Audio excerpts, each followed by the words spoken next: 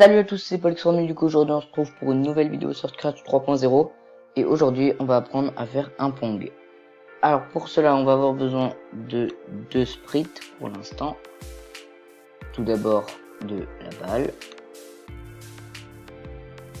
Ensuite, on va prendre le paddle avec deux dés. Voilà. Que vous allez venir placer en bas de votre écran. Ensuite, on va sélectionner un arrière-plan. On va aller dans espace. On va prendre néon tunnel. Voilà pour quêter de sprite et arrière-plan. Maintenant, on va commencer la programmation. On va aller dans la balle. On va prendre le bloc quand drapeau vert est cliqué. On va aller dans mouvement. On va faire s'orienter à 45. Ok. Ensuite, on va aller dans contrôle. On va prendre le bloc répéter indéfiniment. On va aller dans mouvement. On va mettre avancer de 16 pas. 16. Et ensuite, on va baisser la petite barre pour prendre le bloc rebondir si le bord est atteint. Et là, normalement, on a fini avec notre premier assemblage de blocs. On va en créer un deuxième. On va aller dans événements. On va reprendre notre bloc quand drapeau vert est cliqué. On va aller dans répéter indéfiniment. On va mettre si alors dans le répéter indéfiniment. On va aller dans capteur. On va prendre touche le pointeur de souris, sauf que nous on va remplacer touche le pointeur de souris par paddle. Ensuite on va aller dans variable. On va créer une variable. On va l'appeler score. Ok. Ensuite vous allez ajouter un à ma variable, sauf qu'on va rajouter un à score. Vérifiez bien que la petite case à côté du bloc score est cochée pour qu'on puisse voir le score à l'écran. Ensuite, on va dans mouvement, on met tourner avec la flèche qui va un peu vers la droite de 180 degrés. Puis, on va prendre le bloc avancé de 10 pas et on va remplacer 10 par 15 pas. On va ensuite aller dans événements. On va plutôt aller dans contrôle, mais on va prendre le premier bloc de contrôle qui s'appelle attendre une seconde, sauf que nous on va attendre 0,5 secondes. Donc la virgule dans Scratch, donc c'est un point en fait, il faut faire un point parce que avec la virgule ça marche pas forcément. Dans événements, vous allez aller chercher quand drapeau vert est cliqué et vous allez aller dans variable. Vous allez faire mettre, prendre le bloc mettre ma variable à 0 et vous allez remplacer ma variable par score, ce qui va nous permettre de remettre le score à 0 quand la partie va recommencer. On va aller sélectionner un autre sprite. On va aller dans rechercher, on va taper line, L-I-N-E, et c'est celui-là que l'on veut. Vous allez pouvoir le déplacer en bas.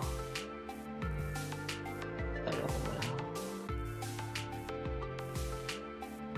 Alors, je vais y arriver.